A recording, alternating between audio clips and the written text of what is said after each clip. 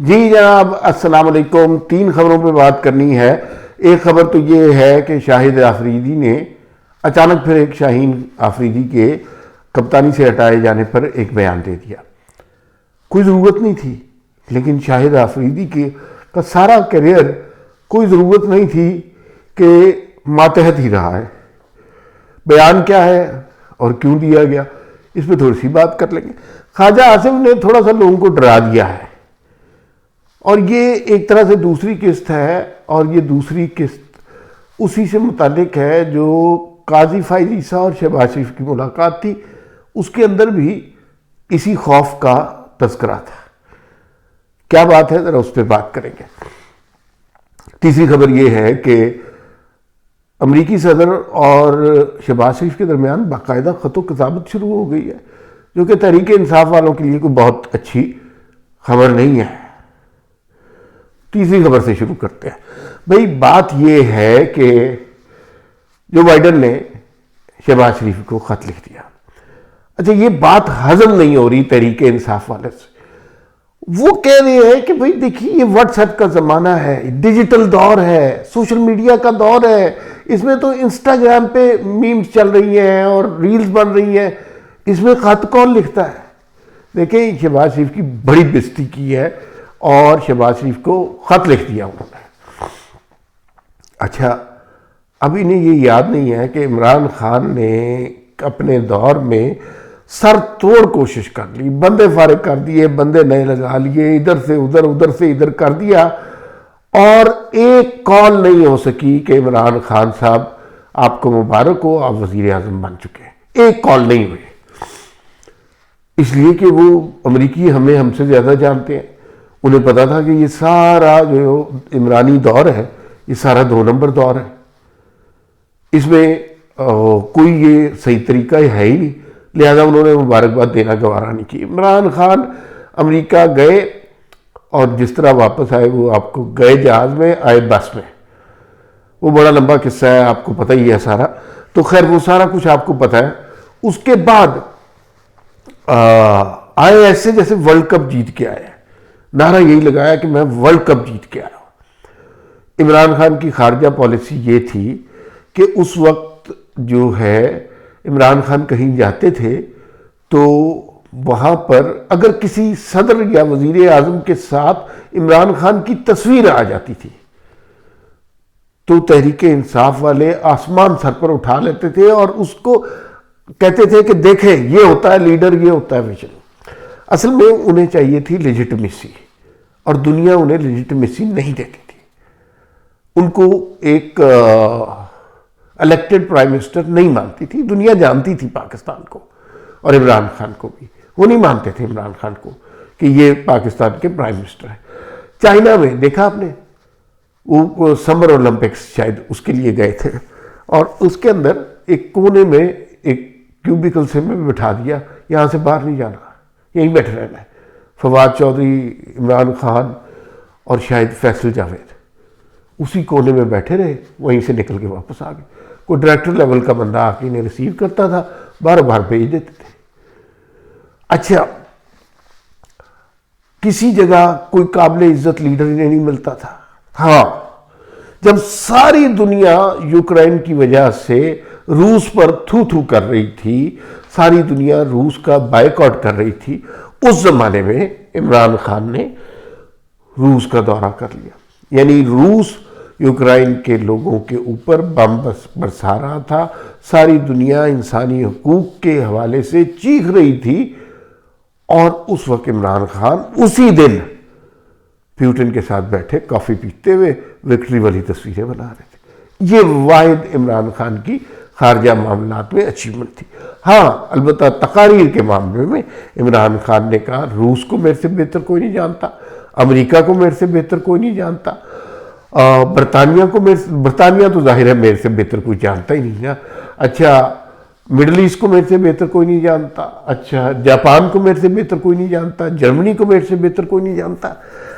इमरान खान एक क्रिकेटर है, ठीक है, क्रिकेटर दुनिया के और ममालिक में भी है, इमरान खान से बेहतर भी है। और उन्होंने इमरान खान से ज़्यादा ममालिक के दौरे भी किए होंगे, इमरान खान से बेहतर क्रिकेट के रिकॉर्ड भी होंगे। लेकिन क्या उनमें से कभी किसी शख्स ने यह दावा किया कि वो दुनिया के तमाम खारजा मामलात को समझते हैं? नहीं। इसी की ये बहुत अहमकाना दावा है। खैर, बात शुरू हुई इमरान खान की लेजिटिमेसी से और इमरान खान के इस काविश से, तगोदो से, कोशिश से कि किसी तरह अमेरिका से एक एंडोर्समेंट आ जाए कि भाई हम इमरान खान साहब, आपने ज़बरदस्त कारनामा किया, आपने पाकिस्तानियों के वोट का हक लूट लिया और आप वज़ीर आज़म बन गए, तो आप जनाब मुबारक हो। नहीं, किसी ने नहीं दिया। बड़ा जोर लगाया, खान साहब बड़े तड़पे उछले। अब शहबाज शरीफ मुंतखब हुए हैं तो अमरीकी, और ख़त लिखना फ़ोन करने से की निस्बत उस सोसाइटी में ज़्यादा रिस्पेक्ट वाला काम समझा जाता है। ये अगर आप किसी तहरीक इंसाफ वाले को समझाने की कोशिश करेंगे, वो जवाब में आपको गाली देगा, आपको बहुत ज़्यादा बुरा भला कहेगा, लेकिन आपने उसकी बात पे तवज्जो नहीं देनी। ख़त लिखना ज़्यादा रिस्पेक्ट का काम समझा जाता है। ये व्हाट्सएप की कॉल नहीं है, ये बहुत इज्जत की बात समझी जाती है कि अगर एक मुल्क का सदर किसी दूसरे मुल्क के वज़ीर आज़म को ख़त लिखता है, तो उन्होंने ख़त लिखा, शहबाज शरीफ साहब ने जवाबी ख़त लिखा, और वो शहबाज शरीफ भी ये समझ रहे हैं कि हमारे दोस्त हो गए हैं जो बाइडन। आज उन्होंने ख़त लिखा और आलमी अमन के लिए अपनी नेक ख्वाहिशात का इजहार किया। यकीनन शहबाज शरीफ साहब ने एक अर्ज़ी भी डाल दी होगी, और वही वाली अर्ज़ी, हमारी क्या अर्ज़ी हो सकती है? शहबाज शरीफ साहब ने ज़्यादा से ज़्यादा यही कहा होगा कि मैं बेकारी नहीं हूँ, लेकिन हालात ही ऐसे हैं, और हालात है कैसे हैं कि हमारे पास तो खाने के पैसे नहीं है, IMF ने हमारा बुरा हाल किया हुआ है, तो आप बड़ी मेहरबानी करें, हमें कुछ डॉलर अता करें या कोई कर्जे अता करें ताकि हमारा काम चल सके। शहबाज शरीफ की अर्जी इससे ज़्यादा क्या हो सकती है?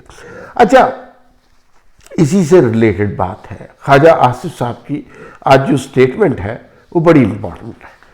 ख्वाजा आसिफ साहब ने आज एक स्टेटमेंट दी और उसमें उन्होंने कहा कि भाई, जो लोग ये तवक्को कर रहे हैं कि नई हुकूमत आई है, वो रिलीफ देगी और महंगाई कम होगी, तालियां बजेंगी, नारे लगेंगे, ऐसी कोई कैफियत नहीं है।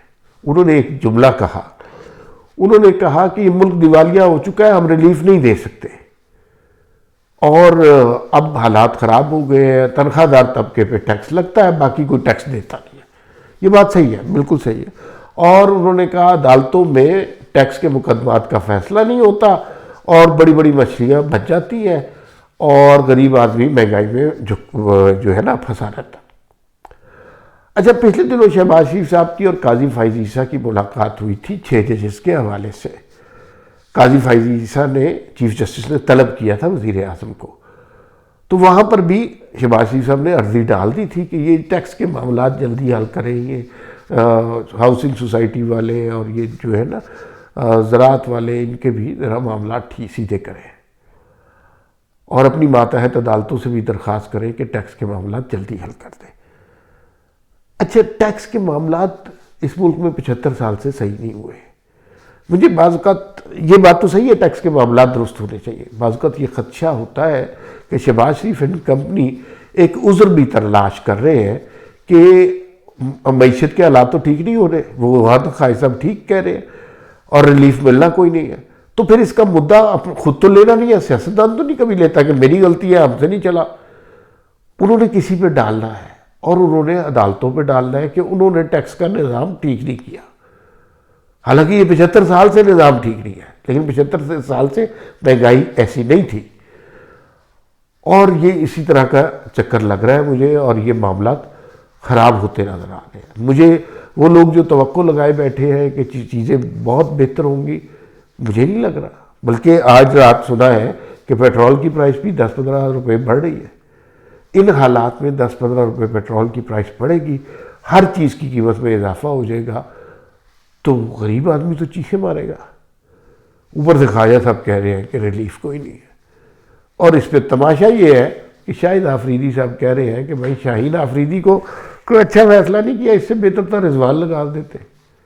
हालांकि बाबर से बेहतर कप्तान दुनिया मानती है इस वक्त दुनिया के नक्शे पे नहीं है, लेकिन चूंकि शाहिद आफरीदी ने एक पंगा लेना होता है, वो लिया है, तो थोड़े अरसे तक खबरों में रहेंगे, फिर कोई एक ग्राउंड में आएंगे, 2-4 टुल्ले लगाएंगे, तो फिर उसके बाद देखी जाएगी क्या करते हैं। फिलहाल कितना ही, फिर मुलाकात होगी। अल्लाह हाफिज़।